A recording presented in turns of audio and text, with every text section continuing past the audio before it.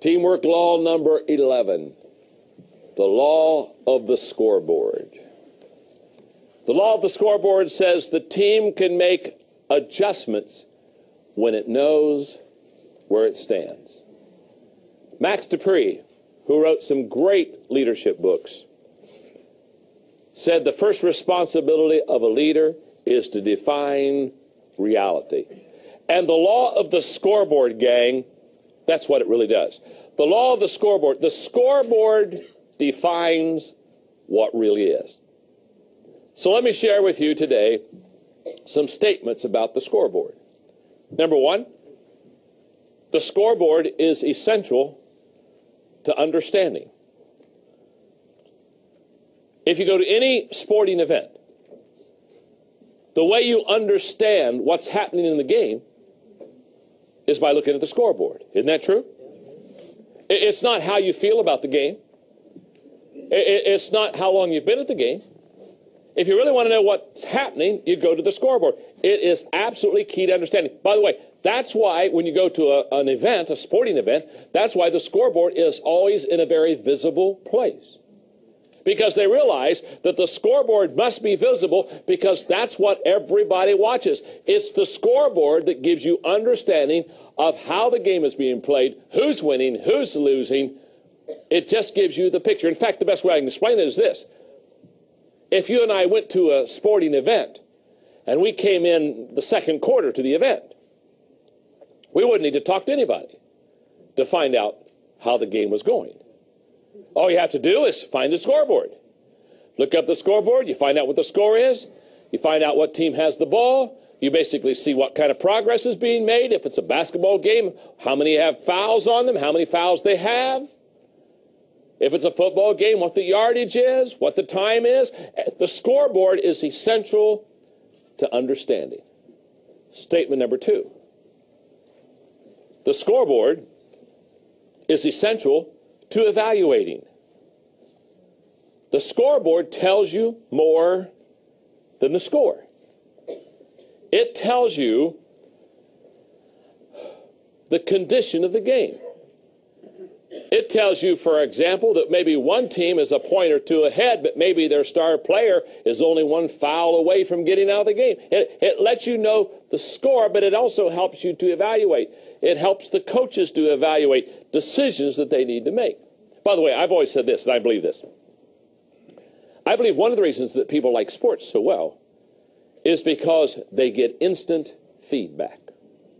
Nothing gives you instant feedback like a sporting event. It lets you know immediately how well you did. I mean, now, I'm not a bowler. I've done bowling before, but I'm not a bowler. I mean, first of all, when I did bowl, I wasn't a bowler. I mean, I'm just not any good at it. I mean, when my middle name was Gutter, it tells you all what you need to know. Now, but here's what I know about bowling. Here's what I know about. I mean, let's say you're in a bowling league and Friday night's your bowling night and you've had a hard day at work and you come home and you're really tired and you kind of kick off your shoes, you sit in your easy chair and you're watching the news. And all of a sudden your wife says, "Hey, tonight's your bowling night." And you go, "Oh my goodness, oh yeah, oh." And you really don't want to go. But you know the team's waiting on you and relying on you. So what do? You go get that bowling ball out of the closet, and you carry it and put it in your trunk and you drive across town in the rain and you pull in the parking lot and pick up the bowling ball and you go find your buddies and you put it down in your lane. Now here's what I know. You're probably tired starting out. But after about an hour and a half, you're laughing, you're having a big time. You got energy. Now where did you get energy? I'm going to tell you exactly where you got the energy. Every time you release that ball down that alley, within about 3 seconds, it gives you feedback of how well you did. I mean, you throw the ball down, you get 2 pins, you get 6 pins, but every time you do it, you get immediate feedback. And I know what you're saying. You say, no, I don't go bowling for that. I go for the fellowship. Oh, you do? Then here's what I would suggest. The next time you go bowling, carry that 14-pound ball, put it down on that rack, start talking to your friends and say, we're here for fellowship. You know that, and I know that. Let's just have the manager remove the pins. I mean, after all, we don't care about the score. Now, I promise you, You pick up that bowling ball and let it roll down there about 2 or 3 times. Watch it go clear down to the end of that alley and go clunk against the back. And nothing's happened because there's no pins there, and you kind of wait for the ball to get back. It seems like it takes a long time, and you put your hand over there, get a little air there, and you bowl that baby again. Now, here's what I know. You do that about 6 times, you'll never pick up the bowling ball and do it again. Why? No feedback. You see, part of the fact of a scoreboard is it lets you know where you are. And here's what I believe. I believe many times people don't keep score in their life. They don't keep score in their family life. They don't keep score in their business life. They don't keep score in their health life. And so therefore, they don't know where they are. So therefore, no wonder it gets mundane. No wonder it gets drab. No wonder you get tired. No wonder you get a little bit worried. You've removed the scoreboard from your life. So scoreboards help us not only in understanding, scoreboards help us in evaluating. Did I do good? Did I not do good? Did I throw a gutter? Did I throw a strike? Okay. Number 3. The scoreboard is essential to decision making. You cannot make, and I cannot make great decisions without a scoreboard. Let me ask you this question. When does a football coach know when to call a pass play? When the scoreboard says it's 3rd and 17. Hello? When does a manager of a baseball team know when it's time to bring in a relief pitcher? When the bases are loaded. It's in the 8th inning, and the starting pitcher has thrown 160 pitches. He's dying. He needs a healing on his arm. The scoreboard says, hey, you got to change pitchers. When does a basketball coach know when to call a timeout? When all of a sudden the score is not 35-35, but it's 60-35. And the other team's got the big mo going. He said, wait a minute, timeout. We can't let this get away from us. Now, all I'm saying is, you've got to have a scoreboard for decision making. And if the team doesn't keep score, it's never going to be able to make the right decisions. It's never going to be able to understand where it is. And it's certainly going to be unable to evaluate what the progress has been. Statement number 4. And I think this is the most important statement of the 5. The scoreboard is essential to adjusting. Because adjustment is the key to winning. Now, I'll do 5 in a second, but let me talk to you about this adjustment process. You see, too many times we have this mistaken idea that as a team, if we do it right, if we have the right game plan, that we'll never have to adjust. Let me tell you something. Life is full of adjustments. Life is full of you taking 2 steps forward and saying, 1 step backward, and then take it another step and a half. Life is full of adjustments. The person and the team that wins is not the team that doesn't make mistakes. The team that wins is the team that adjusts the quickest. You just showed me an organization that fails to adjust quickly. And the scoreboard is what allows the team to adjust quickly. The scoreboard is right in front of you saying, it's time to make a change. It's time to make a substitution. It's time to do a different strategy. You see, when the coach goes into the game, the coach at the beginning of the game has a game plan. And the game plan is very important in the beginning of the game. But as the game proceeds, the game plan gets a lot less important, and the scoreboard begins to be the dominating influence because it tells you exactly where you are. About 3 years ago, I wrote a book called Failing Forward. That's a book about failure.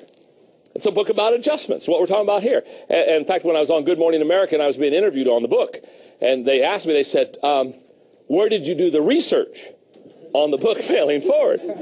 I just started laughing. I said, it's the only book I've ever written that I didn't have to do research on.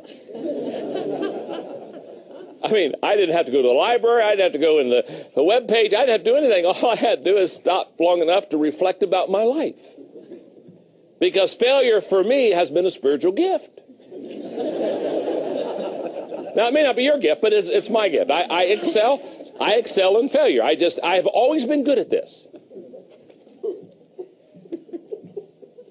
And the thesis of the book is very simple. The major difference between average people and achieving people is their perception of and their response to failure. In other words, how I see failure going in and how I respond to failure coming out is going to determine my success. Not how big was the failure, how often was the failure, how dark was the failure, how disturbing was the failure. No, none of that stuff.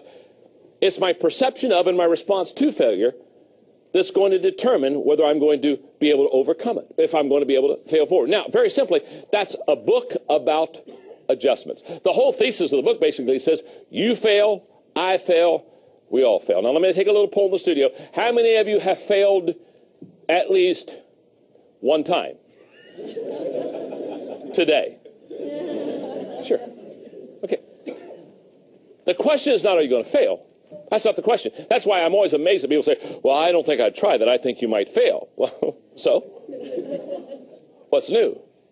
The question is not, are you going to fail? The question is, how quickly do you adjust? The question is not, are you going to fall down? We all fall down. In fact, one of the things I teach is the fact that when you fall, while you're down there, pick something up. I mean, you're already down there, isn't that right? You know, clean the floor. I mean, you don't get down there all the time. Do something worthwhile. You all right? And the reason I say that is because our fear of failure and our embarrassment of failure causes us many times not to learn from our mistakes. We're so desirous for people not to see us make stupid mistakes. Then we get up as quick as we fall down. We get up as quick as we can. We kind of fasten our jacket. And we say, "Boy, I don't think anybody saw me. I don't think anybody saw me." And everybody in the room says, "Did you see Maxwell fall flat on his face?" Okay, you're going to fall. You're going to fail. The law of the scoreboard says, getting behind in a game doesn't make you lose the game. What makes you lose the game is the failure to make changes necessary. See, the scoreboard is saying you're losing because you're not doing something correctly. Now, the quicker I adjust to that, the quicker I see that scoreboard and say, oh my goodness, I have to change, I have to do something different, the quicker I see that and make the adjustments, the more successful I'm going to be. So the law of the scoreboard, what it does is it allows the team to make adjustments quickly. By the way, would it not be an ignorant coach to look at the scoreboard and see that his or her team was losing and basically say, I'm going to ignore the scoreboard? Wouldn't it be, hey, what would you think of a coach that looked up the scoreboard and didn't like what it said and said, because I don't like what it says, I refuse to look at that anymore?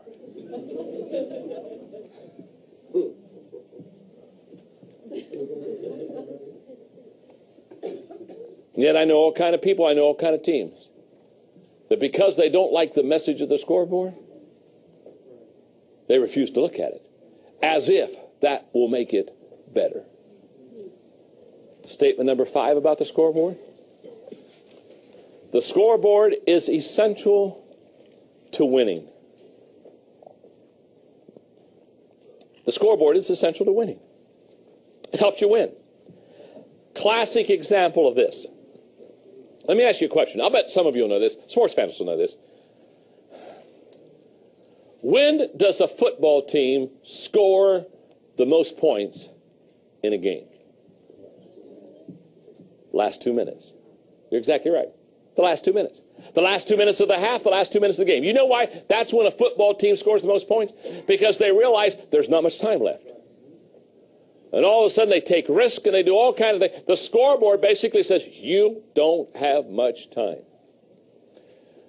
What I'm saying is that if we'll look at the scoreboard, for some of us, the scoreboard of life, it'll help create within us a sense of urgency as a person or as a team to reach our potential as quickly as we can. Let me give a personal illustration here in closing out the law of the scoreboard.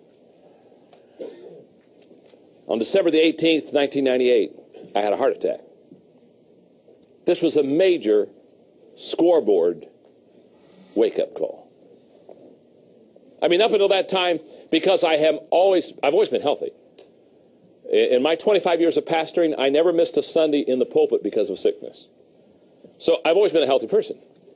And because I assumed a lot of things about my health, I didn't take care of myself.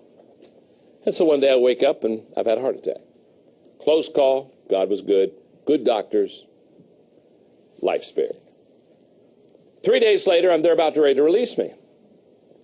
And so my heart doctor is going to come in and talk to me. And I know this is a very important talk. In fact, I've been writing questions, things I want to ask, things I know are going to be very important to me. And I've kept my list. And he comes in and I say, do you mind if I ask some questions? He says, no. He says, I have some things to share with you. And so I asked questions about life and longevity and could I have the normal life and the whole process. And he gave me the answers and those things. And then he said, but John, he said, I want you to understand, it's basically conditioned on two things. I said, what's that? He said, one is exercise and two is proper food diet. Now he looked at me and realized that I had flunked both of those.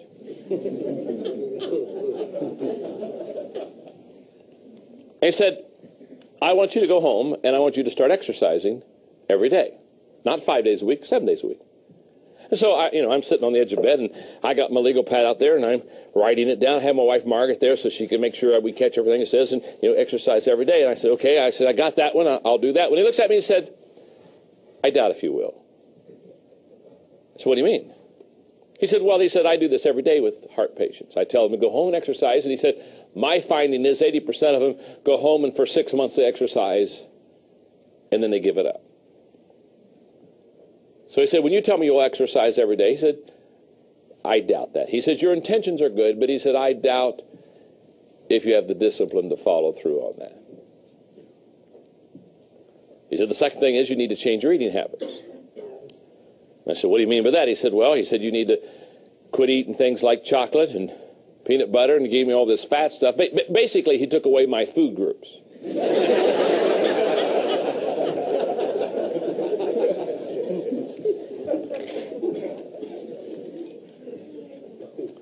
And I wrote the list down, and I said, well, doctor, I'll go home and change my eating habits. And again, he looked at me and said, I doubt that. He said, I do this every day. He said, everybody tells me the same thing, they'll do it. But he said 80% of the people that are heart patients within 6 months, they're back to the old diet that got them into the place of the heart attack the first time. And then he said to me, in all likelihood, I'll see you again. He said, you were fortunate this time you lived. Remember, half of the people who have heart attacks don't get this opportunity. Now, very simply, that was a scoreboard. And I was losing. Totally, radically changed my life. I had a very stressful, difficult leadership day at Enjoy yesterday. And I finally get home late evening knowing I got today going before me, emotionally wiped out and tired. So I sit down and I talk with Margaret for probably 45 minutes. And at 9:15 last night, out to the pool I go for 35 minutes of water aerobics. You see, I do it every day. Because the scoreboard says, John, exercise every day or you're in trouble. Now, what I'm saying to you, whether it's diet or exercise, you need to have a scoreboard. And the scoreboard basically says I'm winning, or the scoreboard says I'm losing, I'm doing well or I'm not doing well. And you need to have a scoreboard for your family life. You need to have a scoreboard, I think, for your spiritual life. You need to have a scoreboard for your health life. You need to have a scoreboard for your business life. But you got to have the scoreboard because the scoreboard basically gives you a picture of where you are. And basically the scoreboard doesn't give you victory. The scoreboard just tells you what you've got to do to win.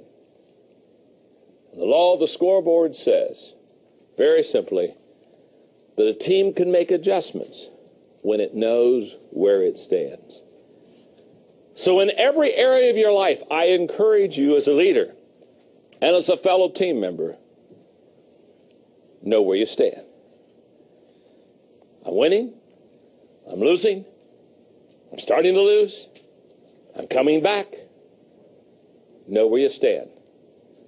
Because if you don't know where you stand, you have no idea where to start and make the progress you want to make. It's the law of the scoreboard.